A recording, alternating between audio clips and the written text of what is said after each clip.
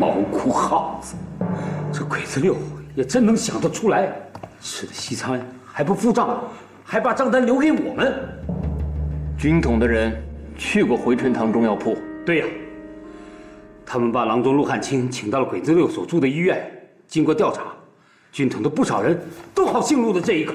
鬼子六也去那抓中药，阴天下雨调整枪声什么的。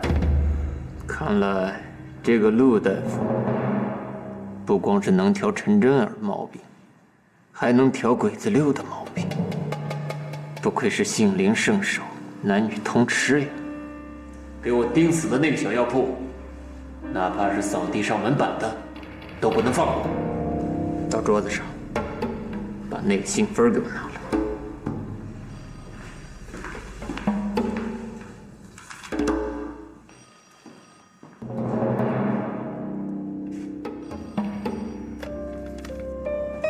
这是我舅高先生的死专门写的报告。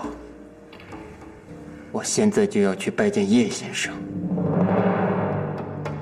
请他转呈蒋委员长。这合适吗？叶先生说了，随时恭候。这件事已經驚動了厲老，他也會出面的。担担面嘍，担担肉，担担面，還有大餛饅啊！来碗面。哎，好嘞。要得你少做一下啊。搞什麼搞嘛？有貨讓他送給我就行了。我們兩個不能見面，無組織無紀律。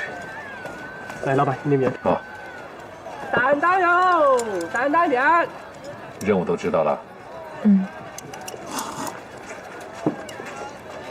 這次戴笠讓你和鬼子六執行任務，你離他距離最近，所以要把握住近距離的機會，幹掉鬼子六。戴笠會不會懷疑我了？秘書科那麼多人，他為什麼偏偏選中我？我資質又一般，上次是我通知正陽縣去神仙洞代公館的，此事沒有幾個人知道。結果鬼子六在去的途中遭到咱們游擊隊的槍擊，依戴笠多疑的性情，他不可能不對我產生懷疑。應該不會，否則戴笠就不會讓你再接近鬼子六了。要知道，鬼子六辦的事兒都是軍統的絕密，跟你說了多少遍了，幹我們這一行切忌喜形於色，肢體動作不能太多，敵人會從這一點上摸清楚你的心理。嗯，這次跟鬼子六前去，到底為了什麼事兒？這個還不知道。正陽縣這個禽獸嘴巴很嚴，但可以確定的是，目的地是陝北。擔擔肉，擔擔面。為什麼？上次在玫瑰飯店西餐廳吃飯的時候，鬼子六問我想吃點什麼，我說不餓，他就說如果現在不吃的話，再過幾天想吃也沒得吃了。他還問我有沒有聽說過小米。這個王八蛋，膽子也太大了。如果他敢去陝北，我們就甕中捉鱉。我馬上給延安發報。我這麼急着見我，還有什麼事嗎？到了陝北，我能見我父親嗎？當然可以，但首先要完成任務。那您見過一張我們家的全家福嗎？什麼樣的照片？一張在上海王開照相館照的全家福，我們一家3口，父親、母親還有我。您和我父親當年一起在上海從事地下黨工作，當真沒見過這張全家福？這張全家福怎麼了？也沒什麼。這是我們家唯一的一張全家福照片。媽媽犧牲了，我想找到她，做個紀念。戴老板臨走前的吩咐，我可都置办齐了。记者證、攝影機，里邊還有一部微型電台。我傷病未愈，還在住院，這一點一定要讓外界知道。你住的那間病房，我会24小時派人把守，咱们唱足了空城计。阿六，我可听到消息了，总统的当家人叶秀峰去委座那里哭天抹泪，陈立夫也出面了。老头子開始親自過問高占龍的死因了。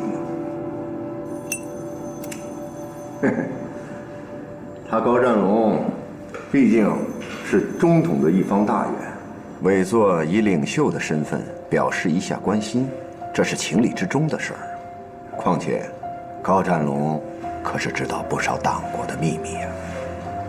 那戴老板的秘密，他也知道。你說呢，四哥？无非是給那個姓胡的電影明星走私點香水、絲巾什麼的。16群下，哪個英雄不氣短呢？反正高占龍死了，很多事兒也就成了過眼雲煙。再說了，有些事兒，那是寧可信其無，不可信其有。戴老板特意從青島打來電話，問你有沒有動身。老板不是去北平了嗎？是啊，他昨晚從北平去了天津，然後飛青島。山城的有些人容不下他，弄得好像是萬人同生，千夫所指。委座還搞了一個新8人小組，我看啊，全是衝他來的。出去走走也好，散散心，順便視察一下各地的肅奸案情。他這次去青島，那是要會見美國第7艦隊的柯克。我想，有了美國佬的支持，興許國府的某些人對戴老板應該收斂一些。老板還有什麼吩咐啊？這吩咐跟你沒關係，那是命令我查他專機的地勤，在青島倉口機場，為什麼突然換人？結果呢？有人密令北平馬漢三，讓他暗中着手。有人？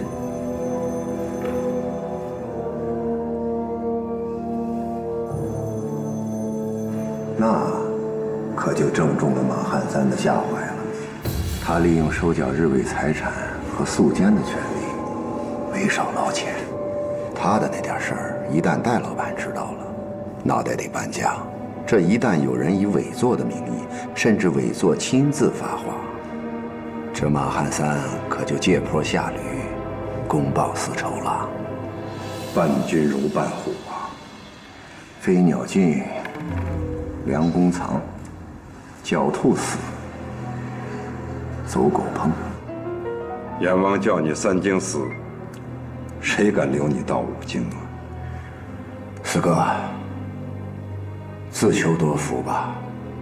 我走了以後，你一定要注意那幫瘋狗。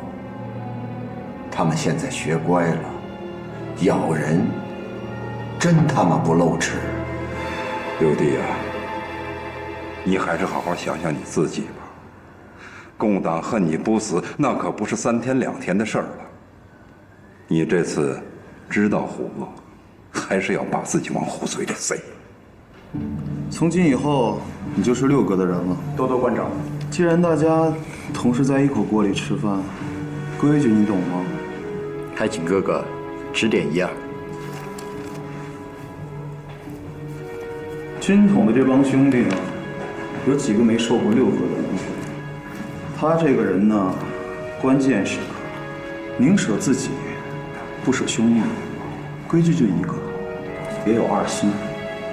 兄弟愚鈍，您到底想說什麼？你這次跟6哥出門，我不想知道去做什麼，但是有一點，如果6哥能回來，你就可以回來；6哥回不來，你也就別回來了。我的这些話還會有許多兄弟跟你講的，別嫌煩。奇怪了，軍統對外宣稱啊，鬼子六是傷病未癒，閉門謝客。看他的樣子，根本就不像下不了床的人。在玫瑰西餐廳，他是又吃又喝，胃口大得像頭牛。他在糊弄鬼！別管他，繼續。後來他就……等等，你剛才說什麼？鬼子六要閉門謝客？是的，在玫瑰飯店門口，我們有不少人都見過他。那你認為，他說傷病未癒，會有人信嗎？這不明顯糊弄鬼嗎？可這鬼究竟是誰呢？他明知我們中統不會信，他究竟要隱瞞誰？瞞天過海，掩人耳目，也許是瞞不了我們，八成衝共黨去了。剛贏了我們，又衝着共黨去了，兩面樹敵，他不嫌累。也許這一次，他是遭受了我們和共黨的雙重暗算。組織上有什麼指示？最近，軍統電台突然加強了對沿岸方面的監測，總部行李通知風箏，迅速查明原因。怎麼，有困難嗎？恐怕風箏早就開始調查此事了。那都是事實，都能搶在前頭啊。蘇區來的老同志嘛，張國燾也是從蘇區出來的，和他現在是國民黨的軍統特務。曾默儀提供的那份名單還漏掉一個人，應該是74個，還有一個代號叫英子的，代理那個老瞎子鬼得很，沒有把他寫上去。什麼？做到。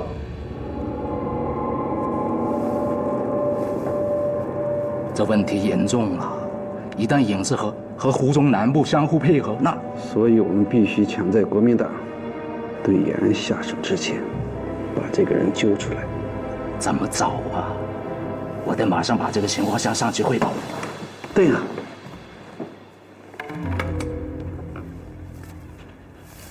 拿着，去藥房取藥。出門把眼鏡摘了，你這個樣子，戴起眼鏡也不像個文化人。我是近視眼，不是文人才能佩戴眼鏡的。身體那麼好，哪像個病人？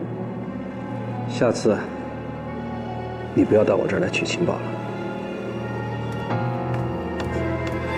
瓜皮，來嘛，也找個病歪歪的人來嘛。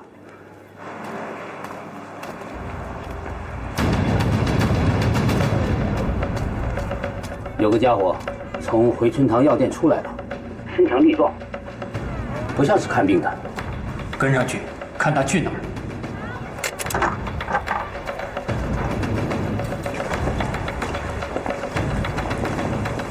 跟上。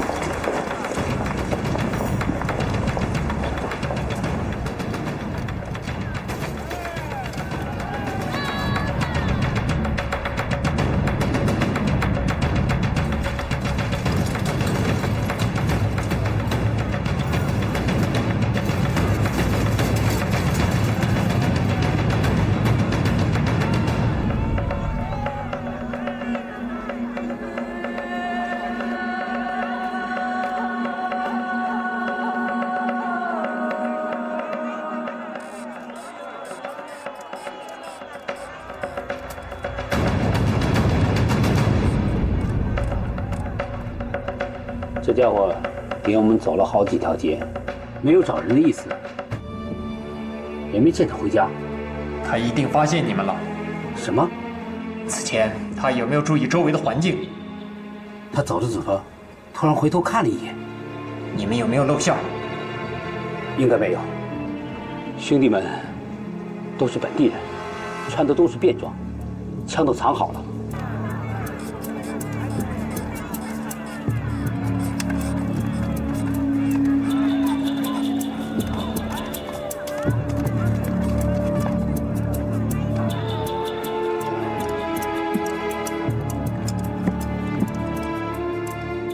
他回头看时，有没有人躲进一条巷子？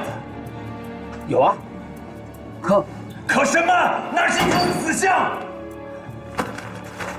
动物在回家之前都会想到要看看周围的动静，有没有盯梢，有没有埋伏，更何况人呢？你们现在把重点放在他回头看的这条街上。这家伙转身回来了。看死他！巢穴可以肯定说就在这条街上。你们等着，我马上就来。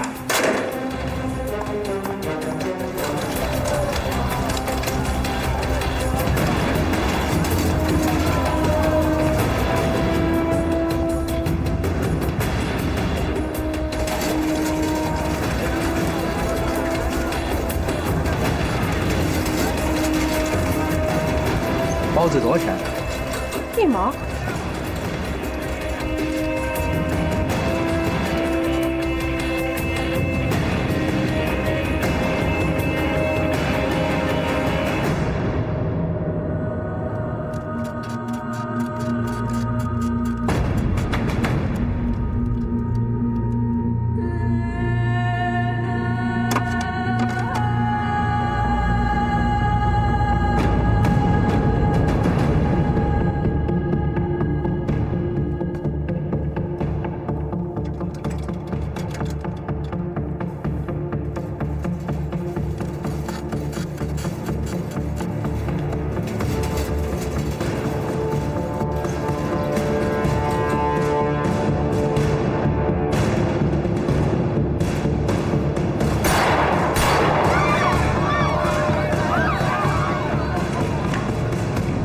出事的是我们的交通员吗？今天是他和我们接头的日子。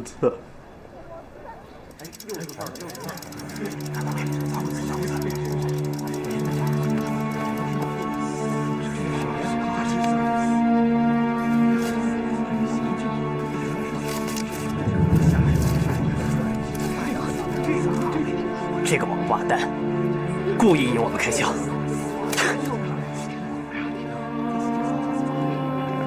闪开！各家各户都出来认人，不出来，给我抓起来！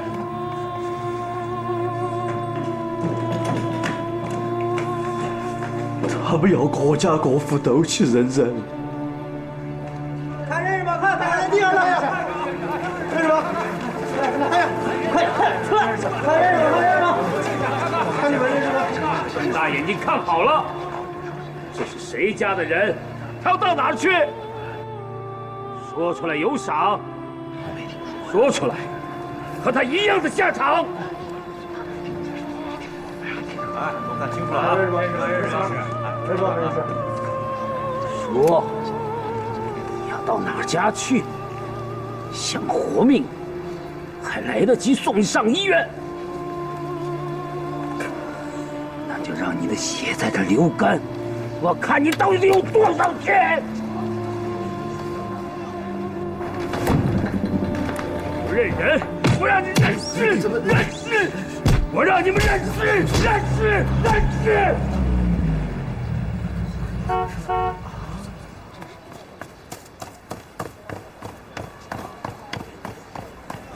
田先生，你还能不能办点事了？目标反抗，兄弟们迫不得已才开枪。这不是变相给对方通风报信吗？兄弟们也是没办法呀。别废话了，立刻封锁路口。对，还有后街。谁让你封锁后街了？下边是嘉陵江，往那儿逃的人不是此地无银300两吗？还愣着什么？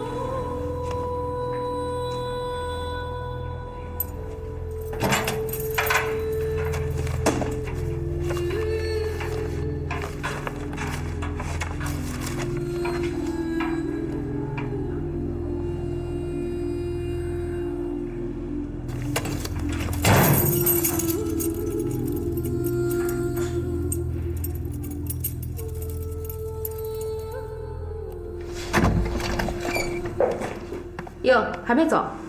王科長，馬上走。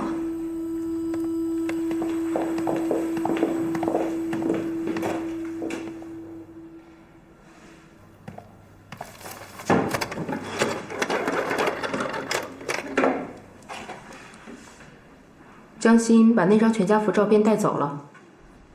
女士们、先生们，由山城飞往延安的飞机马上就要起飞了，请您抓緊時間進站登機。哎，你幹嘛？我的皮靴，应该你是有所了解，你却偏偏还往枪口上撞，我就只好成全你了。你穿成这样，要干嘛去啊？选美？相亲？这高跟鞋能走陕北的山路吗？难道让共军给你修条道？我可不是危言耸听，就你这些，陕北的老太太都能追上你。一旦你暴露了，我是一定要自己跑路的。美国教官的那一套，充其量也就是对付一下纳粹德国。要想对付共產黨，我敢保證，不出3天，你就會被共軍的照妖鏡把白骨精的原形給照出來。錯就錯了，幹嘛這麼說人家啊？別跟六哥頂嘴，都是為你好。幹咱們這一行，錯一點就得身首分家。江小姐，你說你挺漂亮的女子，幹嘛不找個好人家嫁了呀？做個賢妻良母，多好啊！非得幹這個職業？去，到洗手間把衣服換。有的換嗎？有。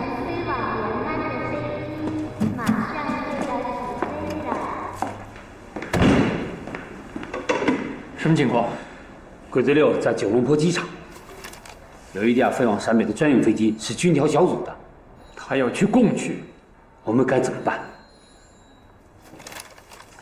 查出他去共區的目的。好。這個世界什麼時候輪到軍統來扮演和平大使了？不要打草驚蛇，要旁敲側擊，一點一點弄清楚。那軍統這幫混蛋正盼着我們找事兒呢。回春堂姓陸的郎中怎麼辦？我要的是活口，而不是一具帶走秘密的屍體。他是扭轉敗局的關鍵。秘密。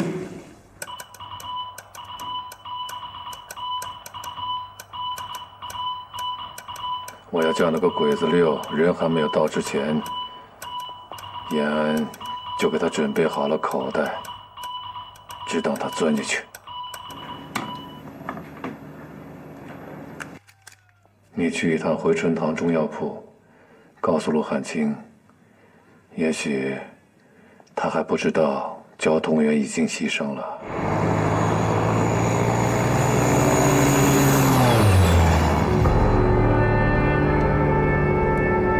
1946年3月17日，鄭耀先搭乘飛機前往陕北，隨行人員一位是中共山城地下黨的江心，一位是國民黨軍統的龔樹。這2個人臨行前，都分別從自己的上級那裡接受了除殺鄭耀先的任務。而當天上午11點45分，戴笠的專機第西47型222號專機也從青島倉口機場起飛，前往上海。劉哥，你怎麼不睡會兒？這傷才剛好。你把攝影機帶好。哎，到了共區，我都不敢想，他們會用什麼來招待咱們。放心吧，我們不會餓肚子的。我聽說啊，這共黨招待客人，連豆腐和土豆都能擺上宴席。共黨敢拿這些東西招待客人，說明他們不按常理出牌。一個組織再窮，難道連頓像樣的飯都請不起？所以啊，像共黨這樣的對手，一定要千萬小心，否則就會全盤皆輸的。我们几十萬大軍已經將陝北共區團團包圍了。如果連這幾個土包子都消滅不了，那些領軍將官恐怕也不是一般的反動。蔣委員長43年就親自審定了對陝北共區作戰計劃，命令洪宗南閃擊延安。可結果呢？有人通共泄密，他胡宗南也就只好作罷了。你說胡長官身邊是不是有內鬼啊？徐恩曾的身邊，當年如果沒有錢壯飛，共黨中央就會在上海被滿門抄斬。小隱隱於野，充隱隱於市，大隱隱於朝啊。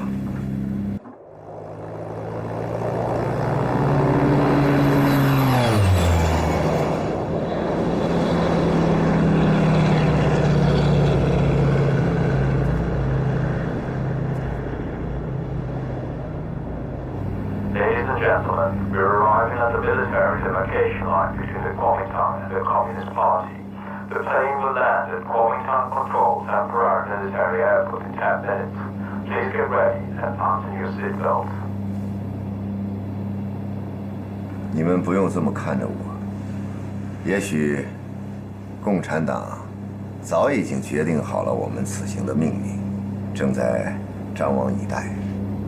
您就這麼了解共黨？跟他們打了很多年的交道，他們比戴老闆都了解我。蔣小姐，我不得不再一次的提醒你，到了共區，你不但要管好自己的脾氣，更不能隨意走動。你想要說什麼？共產黨雖然不像我們宣傳的那樣，但你過於招搖，容易引起別人的注意。真不知道戴老闆是怎麼想的，找個惹眼的女子跟我去陝北。陝甘寧邊區沒有女人燙髮，更沒有女人抹口紅。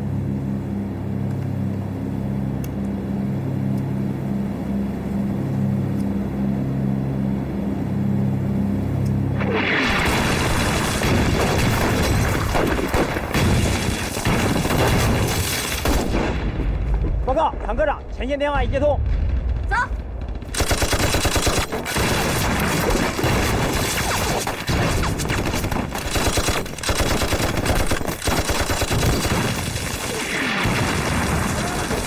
喂，哪位大首長？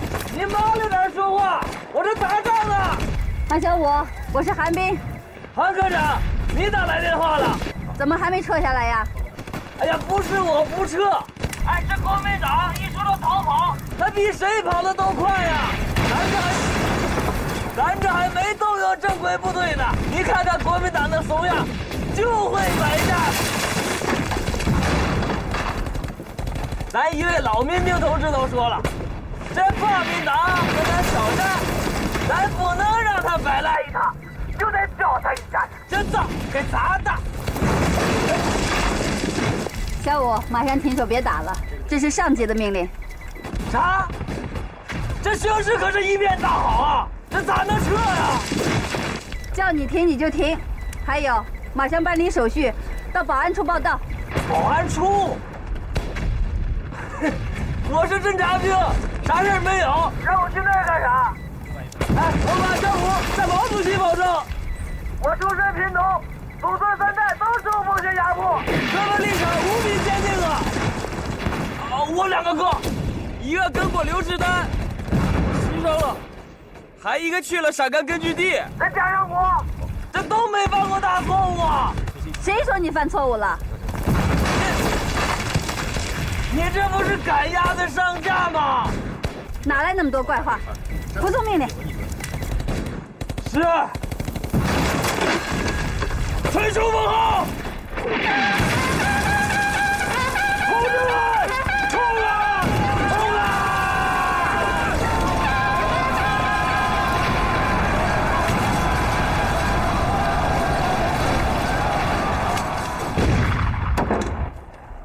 一個營，一個滿編的加強營，被幾個泥腿子給熊成這樣，這男人沒有雄性，還有土性嗎？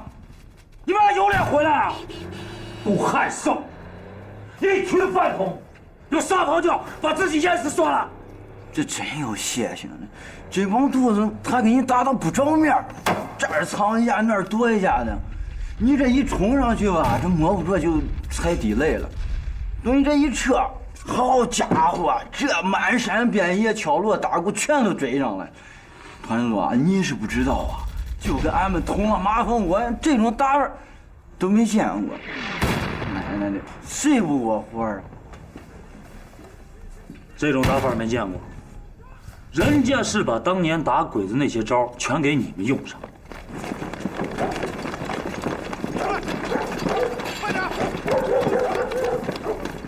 鬼子为什么不怕咱们正规军吗？为什么怕那些土八路？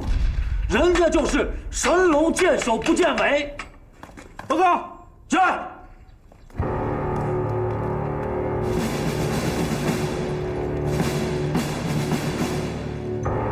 你们都下去。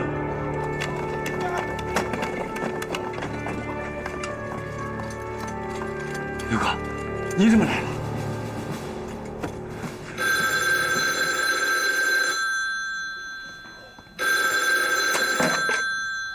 喂，戴笠失踪了。什么？你再说一遍。戴笠的专机因上海大雨未能在龙华机场降落，目前已不知去向。田营长，田营长，你这么大声干什么？我又不聋。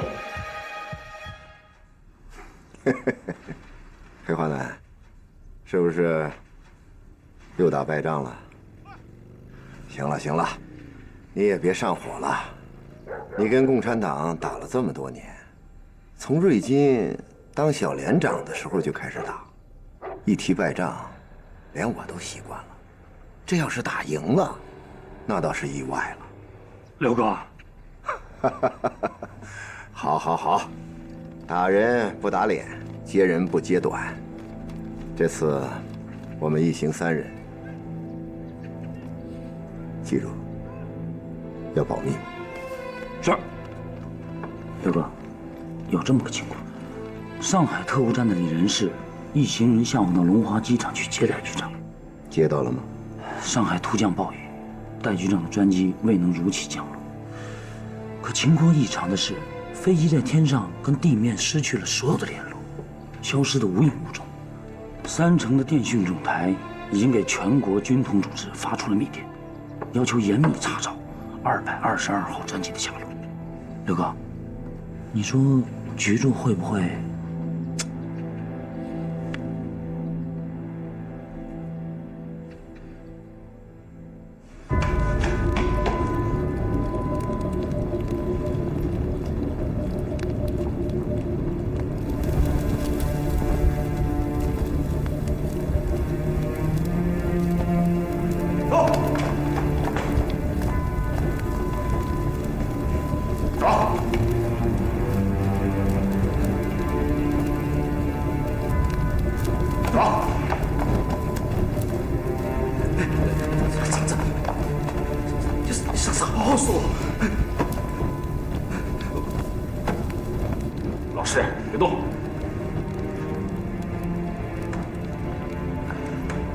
田营长，他想開溜，被埋伏的兄弟逮個正着。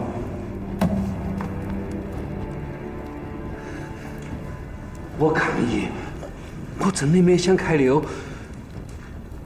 我是做堂的，不出征，統治招牌的人啊，一個個吊帥帥的，總是綁着我去給人看病，我膽子小，經不起折騰。陸先生，鄭耀先找你，是不是為了看病？我不知道。我們找你來，絕不是為了看病。我們都別裝散了，你是幹什麼的？我們知道的一清二楚，沒有十足的把握，也不會把你請到這兒來。那我就搞不清楚你們啥意思了，喊我來又不看病。那我到這兒來咋子呢？說說話，比如你的上级是誰？你的下级是誰？他们都住在哪儿？如何跟你联系的？你的任务是什么？上级、下级、任务，我不懂。牙尖嘴利，你可能不知道，我们 CC 系和军统不同，他们喜歡用刑逼供，而我們則力主說理勸降。陸漢卿，關於你的馬列主義和共產黨員的信仰，我願意跟你擺擺龍門陣。哎呦，哦，你看，我哪有時間給你擺龍門陣嘛？藥鋪裡面好多病人還等着我去給他們開方子，都是些老雇主，得罪不起。真的，我還是走了算了。看來你是不打算走出這扇門了。我主張情報工作講究技術，不喜歡蠻幹，走軍統那種野蠻的土匪路線。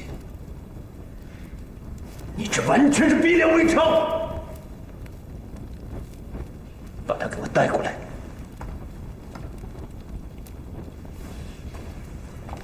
讓我走了啊！過去。外面有個槍水池，這個人馬上就會永遠的消失，連一根頭髮絲都留不下來。怕了？怕？18層地獄裡面才有這樣的酷刑，哪個不怕嘛？除非腦殼進水了。田先生，我們恐怕遇上麻煩了。像這種的共產黨人，兄弟們憑經驗見得多了，如此的臨危不懼、從容不迫，你是十有八九想挨到死。上電刑。哎，我打字，哎，打字，哎。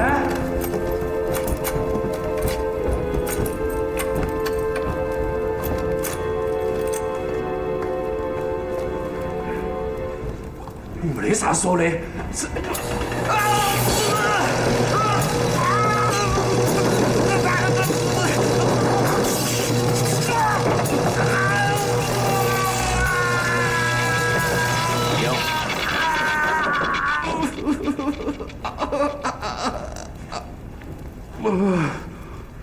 我也不想和軍統成為一丘之貉，對你動刑實屬不得已，算我懇求你。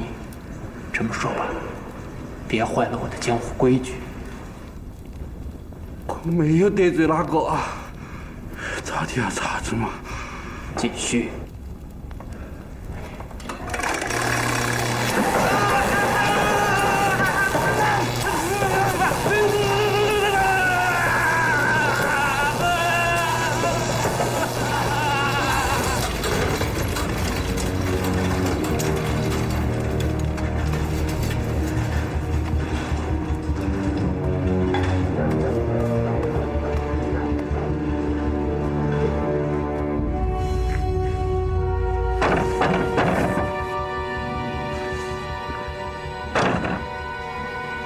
陸郎中在不在哦？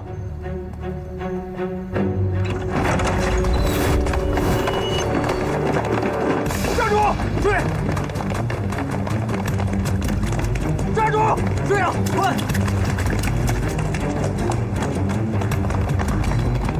快點！站住！別跑！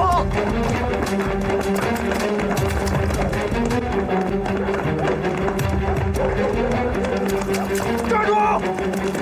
快！快追！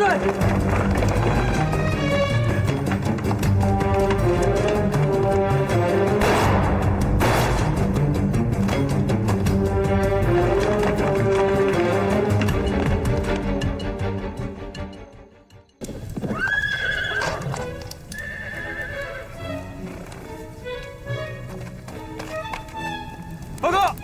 还没換衣服吧？先去洗把臉。真有啥可洗的？讓敵人從眼皮子底下就跑，我都沒臉了。個人衛生還是要講的，省得在公眾面前給我黨丟人。洗臉。我丟啥人？有新任務了，國民黨軍調小組已經到陝北了，你我呀，要保護我方代表的安全。這才剛打完，這和稀泥的就來了？什麼剛打完啊？還沒開始打呢。你以為軍調小組此行的目的就是你們那場小規模的戰鬥啊？哎，這國民黨真有意思啊，就像那耍賴皮的小媳婦兒，一打敗仗就找娘家做主，滿地打滾啊。這形勢對他們有利的時候，可沒像這麼積極主動啊。這嘴全長他們身上了。哪來那麼多怪話？他們戰場上得不到的呀，也休想在談判桌上得的。那是。报告。什麼？节目。哪來的？山城地下道。起走。咋了？我們的死對頭來了。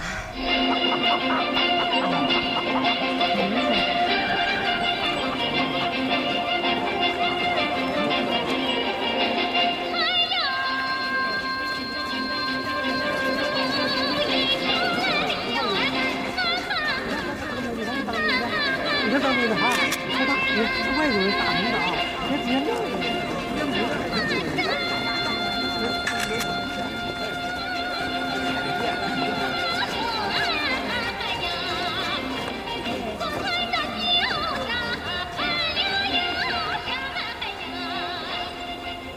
你好，歡迎，陳國華，很高興認識你。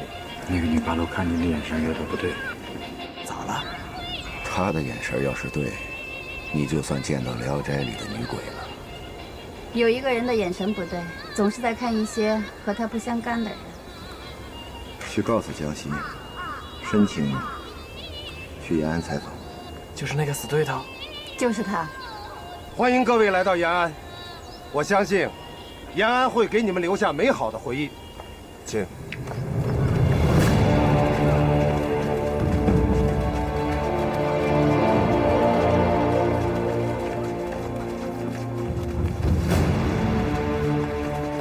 同志，我是中央日報的記者吳婉君，請問我們可以到延安做採訪嗎？中央日報？啊，你放心，我們一定如實報道。中央日報能說實話，我都沒聽說過。這太陽打西邊出來，我都能生娃。這位小同志可真會說笑，你可太幽默了。我要和上級請示一下，爭取盡快給你答覆。好的，謝謝。聽說你們延安有沿河，還有寶塔山。是。行。咱們的對面就是胡宗南的主力。這段時間，國民黨啊，沒少搞摩擦，目的就是為了發動內戰，再找借口。你們打的那一小仗，只是個序曲。欲加之罪，何患無辭？到了真要動手的那一天，就是沒有借口，他們一樣會挑起事端。鐵了心當婊子，就顧不上立牌坊。我懂了，就好像我們村那個老財主，這頭一回借糧食給農戶，還偷偷摸摸的。這回數一多了，膽子就大了，淨添些陳糠爛谷的充好糧，還往裡摻沙子，對不對，首長？韓科長，有情況？一個大特務帶着一個小特務，打着記者的名義，想要到延安採訪。想給咱們送俘虜啊？那還客氣什麼？照單全收。這回是軍統啊，還是 CC 啊？這個人的來頭可不小。他叫鄭耀先，綽號鬼子六，是軍統王牌中的王牌，戴笠手下8大金剛的老六。情況可靠嗎？山城地下黨發來的電報。這個人的雙手沾滿了我們無數同志的鮮血，做地下工作的同志，哪個恨他不恨得牙疼啊？那現在怎麼辦？既然唐僧肉都送上門來了，哪有不吃的道理啊？唐僧肉。答應他的要求。請君容瓮。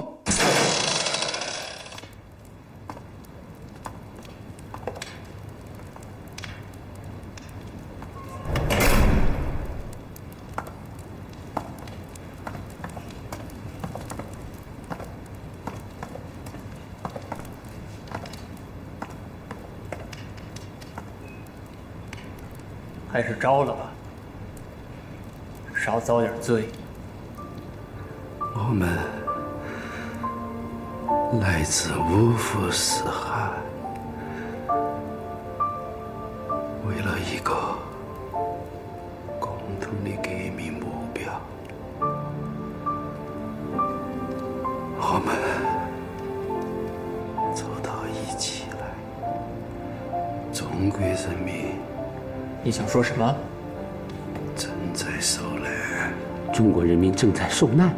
我们有责任解救他们。我们有责任解救他们。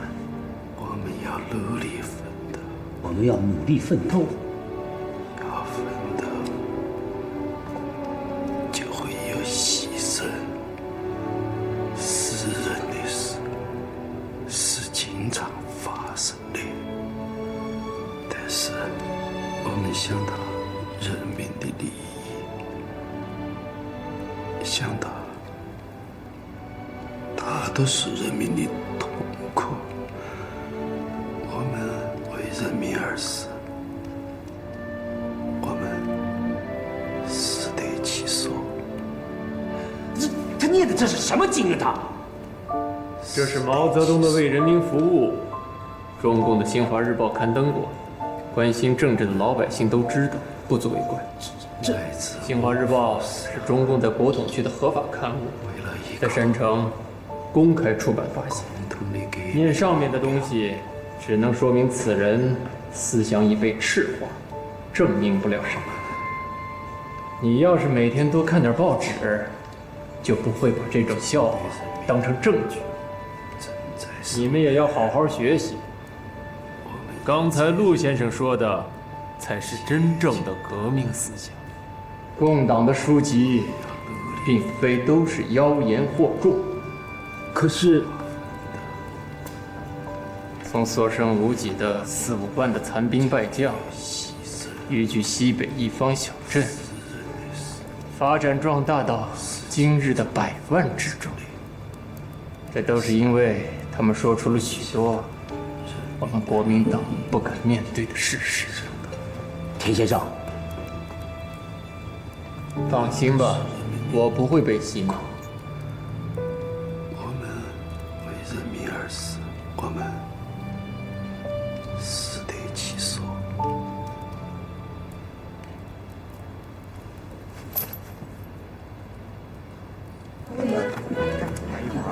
抓起来！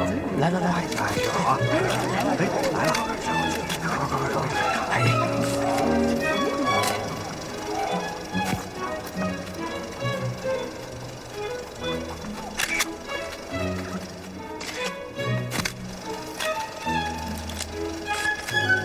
请大家就坐。新聞發布會馬上開始。幾天前的一個月黑風高的夜晚，國軍士兵悄然越過劉家嶺，進入我陝甘寧邊區。他們的本意很簡單，就是想要偷幾隻老百姓的雞吃。沒成想被我們警惕性極強的民兵發現，也許是他們小瞧了我們這些普八路。一經交手，他們的損失慘重，6個人只有1人帶傷逃回。國軍駐地長官裴華南盛怒之下，在非軍事緩衝區挑起了戰事，我方並未派出正規軍，只是一些從四方趕來救援的民兵，就消滅了1個加強營。在有效控制了戰事之後，我方主動停火。具體情況就是這樣。下面是記者提問時間。我是中央日報記者金默然，我想請問，在貴黨的轄區是否可以進行自由的新聞採訪？我們歡迎正常如實的報道，但是對於那些別有用心的報道，我們堅決抵制。貴黨所謂的別有用心的依據是什麼？剛才貴黨承認是在中華民國的轄區，那麼所謂的別有用心，是不是要以中华民国的法律为准绳呢？我再强调一遍，我们欢迎正常的新闻采访。如果以采访为由做一些一个记者不该做的事情，我相信就算是民国的法律也不会给他提供庇护的。那就是说，民国的法律管不到贵党的辖区了。就像在贵党的辖区通行的，并不是中华民国的法币，而是陕甘宁边区的边币。对不起，时间有限，谁还有提问？哎，您还没有回答问题呢。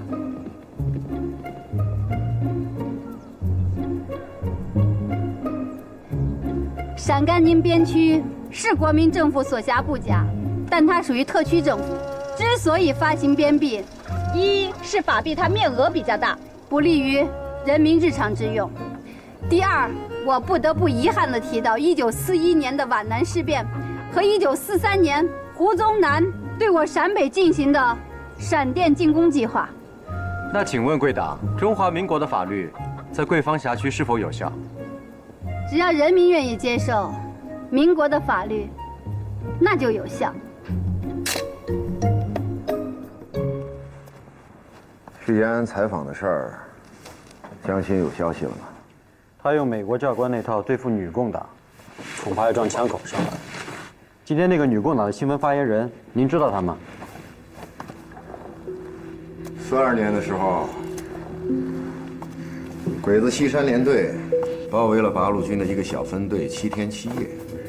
后来汉奸送来了一封劝降信，这个女子就说了一个字儿：滚。想不到他还挺有个性。这鬼子六是啥猫啥狗，看咱首长的表情，就好像他像个妖怪。知道太平洋战争吗？知道，你上国际军事课的时候给我们讲过。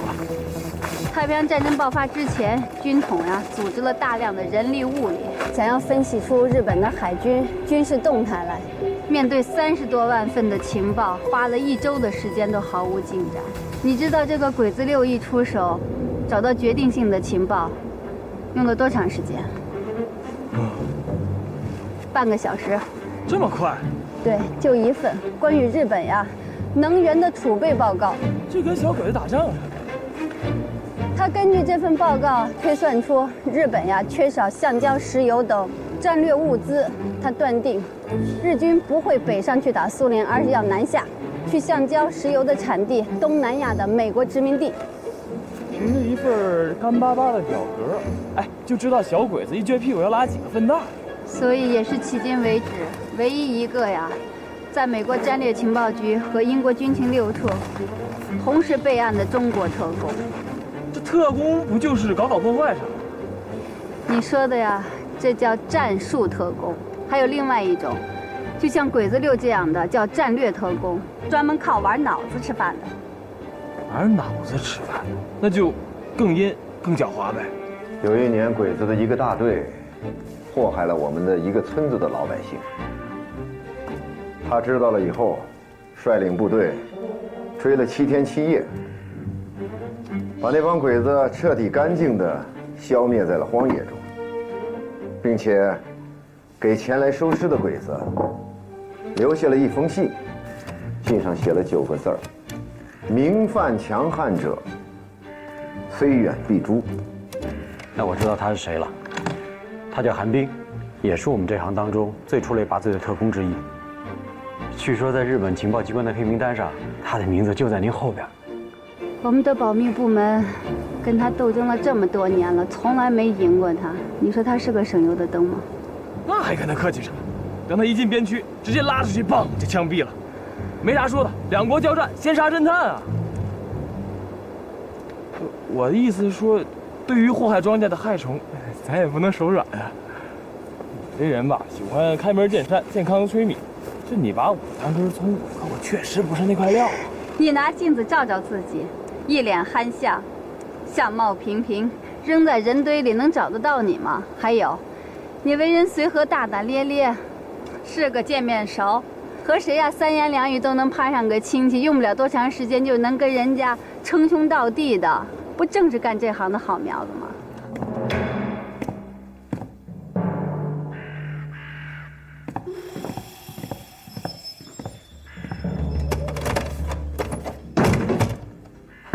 轻點行不行？没看见我在睡觉呢。共党给回话了吗？同意了。怎么了？共党的办事效率没这么高啊。这会儿集体讨论个10天半拉月的，那都算奇迹。你是不是又把美国教官那套用在共党身上了？哎，你说什么呢？你个烂舌头！六哥。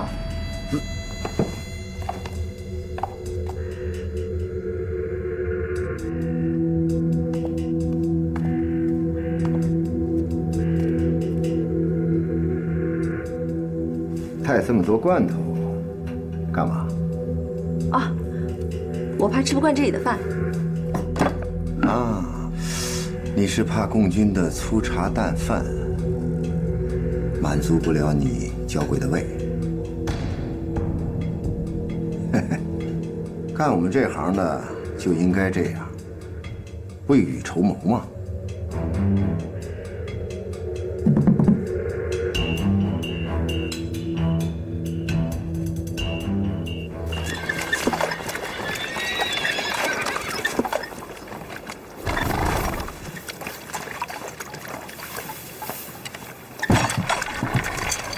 韩科长，为啥就不能把鬼子六直接抓起来？那几杆枪顶他的脑袋上，不信他有啥咒念？你能想不到，他会想不到。新闻发布会上，他向外界已经透露了要来延安采访的事情，这叫未雨绸缪。他是想要逼得我们呀，投鼠忌器。我已经向外界透露了我们要去延安采访的消息，这叫逼其就范。我们会安全一些，毕竟共产党会考虑到影响二字。自打去年国共双方先后打了上党、平绥、平汉、津浦、山海关几仗，可是毕竟在美国佬马歇尔的调停之下，下达了1月停战令。奇怪的是，好像共党早就知道我们会去延安。是啊，我们既不是中央代表，又不是国府大员，中央日报臭名昭著啊，没少给共产党造谣诽谤。人家能这么快的答应我们，这说明什么？说明什么？请君入瓮。然后呢？瓮中捉鳖。谁是鳖啊？也叫关门打狗。这个鬼子六，今天我差点折在他手里。当时你很被动。他的确老辣，我在不知不觉中就入了他的圈套，能够脱身，那是运气使然。在国统区对他下手，那叫自不量力。所以呀，要关门打狗。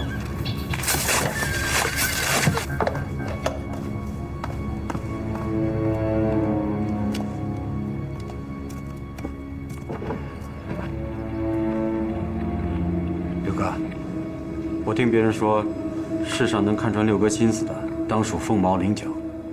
那这个女人，能不能算得上是您的对手？新闻发布会上，韩冰成功地跳出了我的圈套。韩科长，这回我得批评你啊！以前你面对困难，从来都是发扬革命的大无畏主义精神，这人倒是不倒。这回怎么了？像半年没见过雨的庄稼啊，登尖了。我是没有把握，这么多年，鬼子六是第一个令我倍感吃力的对手。不出意外啊，那个韩冰会留意我们此去延安的真正目的。十有八九，他已经知道了。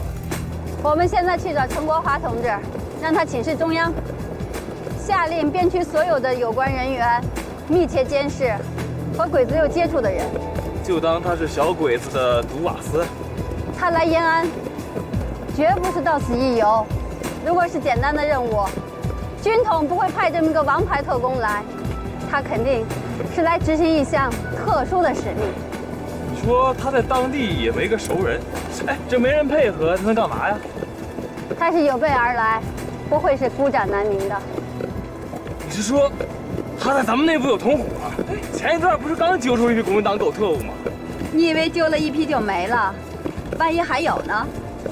也是，哎，这能跟鬼子六接头的人，肯定不是善茬。没准是一条我们想不到的大鱼。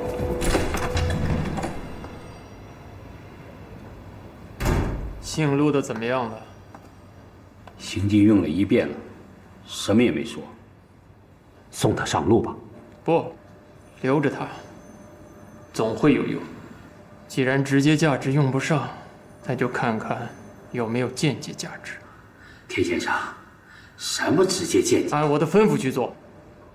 还有，让弟兄们没事多读点书，别出去赌博嫖女人，特別是共產黨的那些書，一定要吃透、鑽透、融會貫通，知己知彼，方能百戰不殆。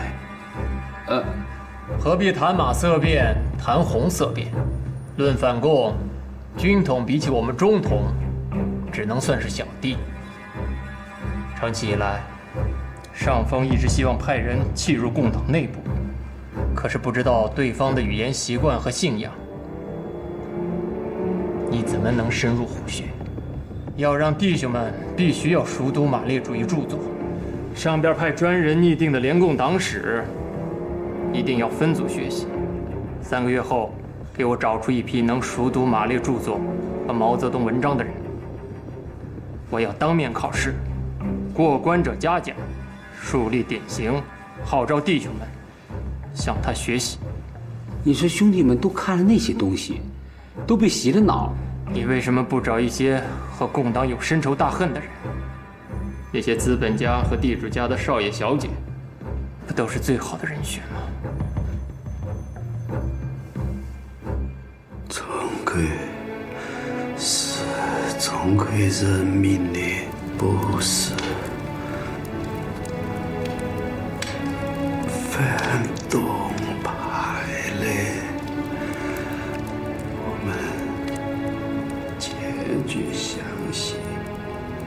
看見了吧，這就是信仰的力量。我們的統治如果落在共黨的手裡，能不能像他這樣寧死不屈、堅不吐實？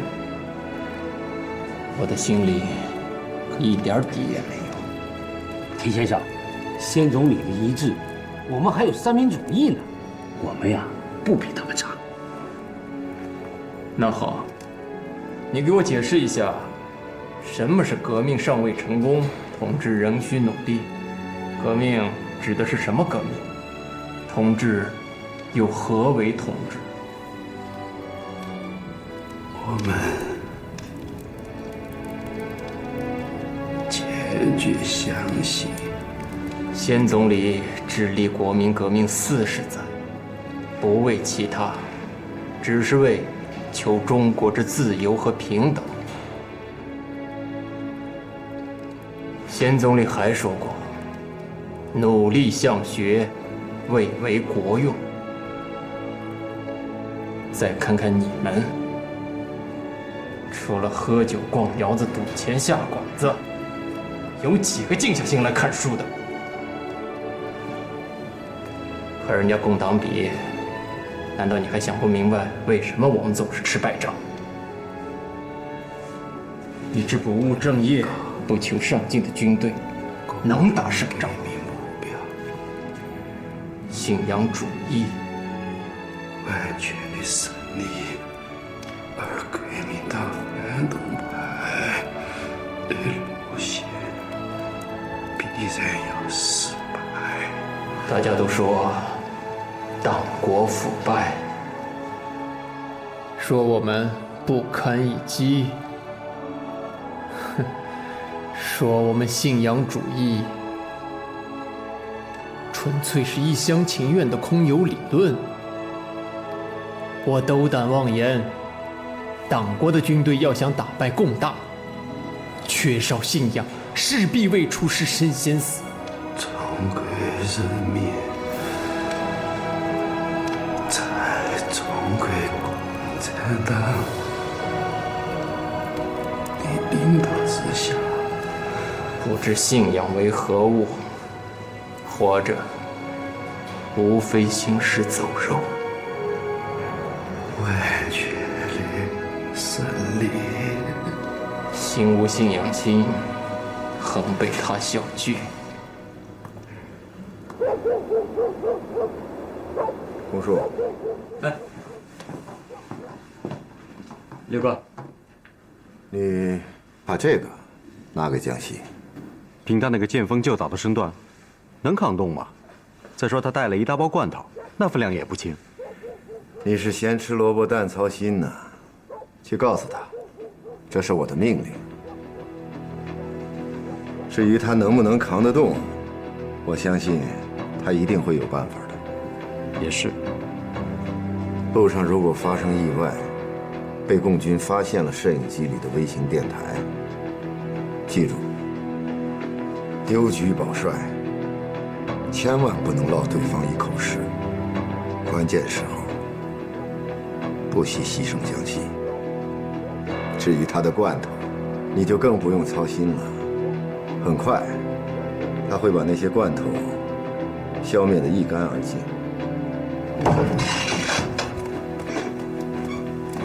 我刚和上级通完電話，證實江心是自己人。他從延安出發，輾轉到漢中，最後到山城打入了軍統的機要部門。上級希望我們能夠配合他，待到時機成熟，除掉鄭耀先。江心不但是自己人，而且還是江副主任的寶貝閨女。1928年，老江的愛人在上海犧牲，江心啊，就是他身邊唯一的情人。算下來，他們有4、5年沒見面了。那他這次回來還早嗎？除掉鄭耀先，他的身份也就暴露。我打算讓他留在邊區，你要注意他的安全，在鄭耀先身邊，伴君如伴虎。一旦發生情況，馬上通知他撤離。江心這麼年輕，喜怒哀樂全寫在臉上，在這麼一個王牌特工面前，難免不露出破綻啊。這也是我擔心的。論經驗，和鄭耀先比，那簡直是天壤之別。我把他交給你，也是因為在我們身邊，能對付鄭耀先的，只有你了。是。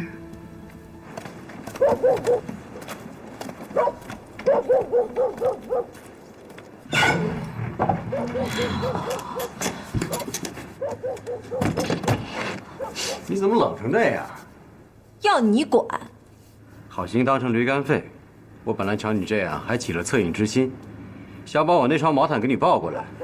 現在好了，對我這態度，免了。你來幹什麼？六哥發話了，叫你保管這台攝影機。這麼重的家伙交給我？不是我要交給你，是六哥要交給你。你們這群臭男人也真忍心！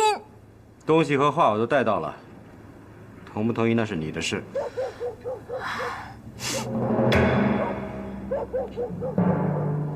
你怎麼還不走啊？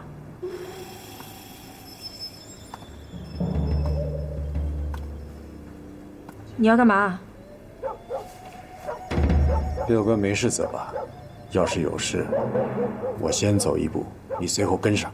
要是誰做不到，別怪我白刀子進紅刀子出。我又沒欠他什麼，我憑什麼替他死？你欠不欠，欠什麼我不管，但是你一定要做到，沒什麼討價還價的餘地。我們的女人絕不能落在共黨的手上，這是家規。進入軍統就是生進死出，站着進，躺着出去。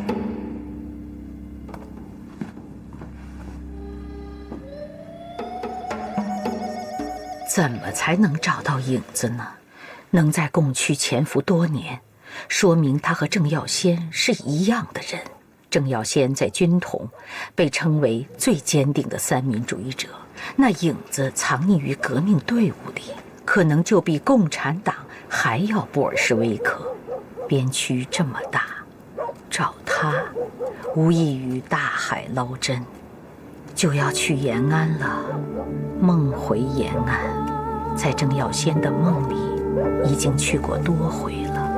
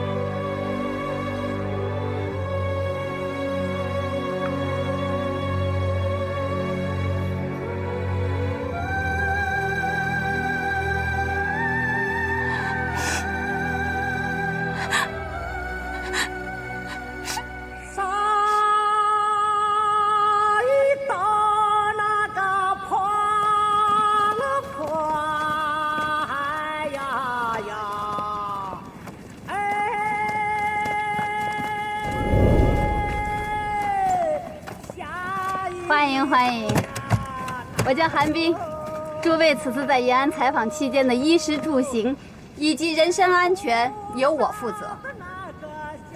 我是老常，你好。我應該稱呼您金先生對嗎？鄙人金默然，我在向貴軍提交的申請函當中填寫了自己的履歷。中央日報的確有一個叫做金默然的副主編，只不過見過他的人不多呀。寫字兒的人嘛，從來是以文會友，加之鄙人不太喜好拋頭露面，倒是韓小姐的大名，鄙人遠在山城之外，早有耳聞吶。我只知道我在軍統的黑名單上名列前茅。金先生，你是從哪裡知道我的？是山城軍統的鄭先生告訴我的。鄭先生？鄭先生說，貴黨有位巾幗英雄，把小日本鬼子可給折騰慘了。日本駐華北情報部36名高級諜報員，被他弄瘋了35個，有一個還是因為自己想不開，喝了藥。這川島芳子又怎麼樣？跟他一過招啊，這內分泌就失調了，喝了很長一段時間的藥，到現在說話的嗓門就像個大老爺們兒。金先生了解的還真不少啊。誰讓我是記者呢？請上車。好。有勞，有勞，有勞。謝謝啊。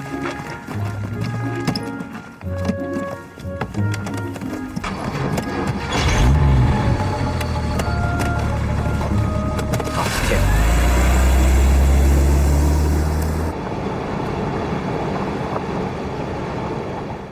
田先生，姓陆的就不必为他犯愁了。我早就说了，砍了算了。鬼子6进入共区了吗？是。他此行的目的会是什么呢？你就別為難我了。我要是能猜出來，我就成了鬼子6了。那你說鄭耀先是共黨嗎？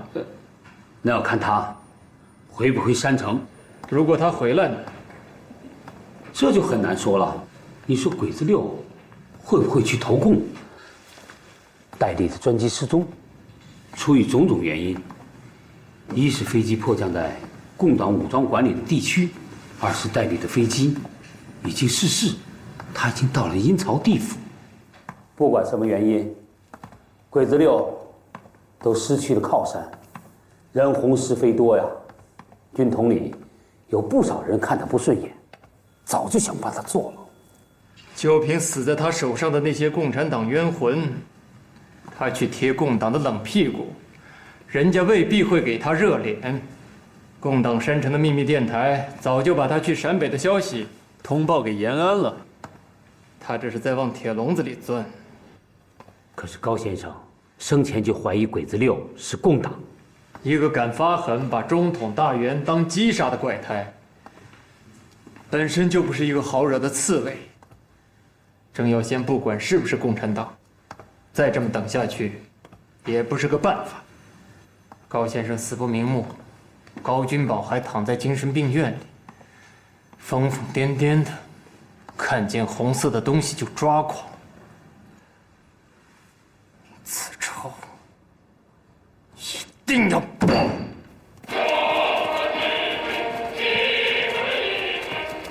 這是顧萬軍小姐的物品，她是中央日報的記者。你好。你好。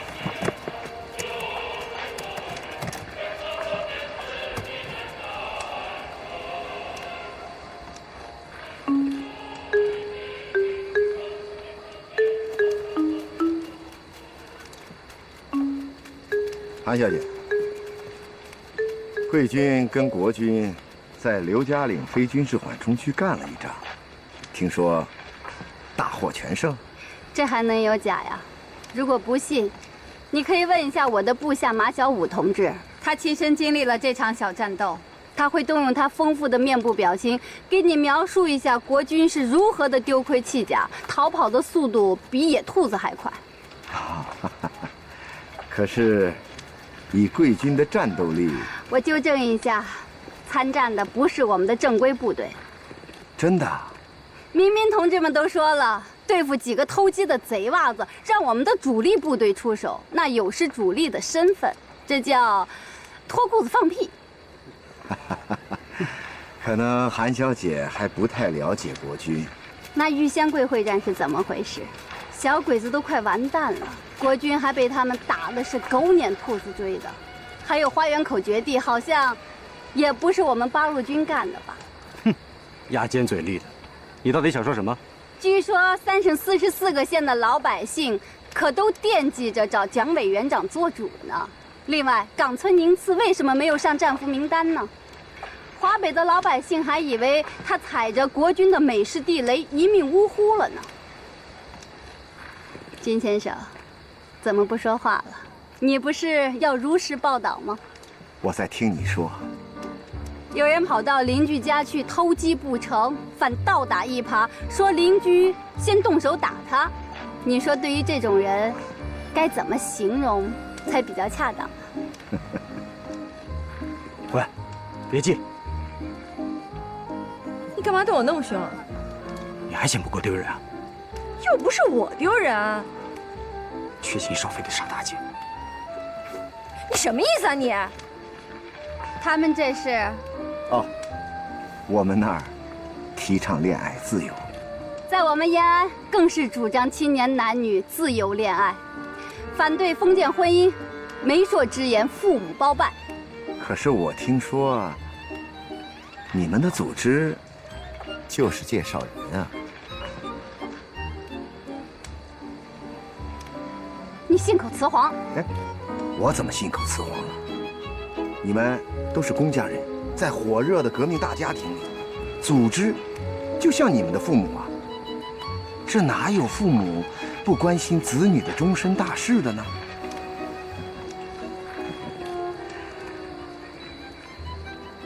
你看什麼？你要不是一副嚴厲的嚇死人的表情，我相信這個世上沒有幾個女人比你漂亮。沒有人欣賞，是女人的悲哀。此時此刻，你不太像個女人。我為什麼一定要像個女人？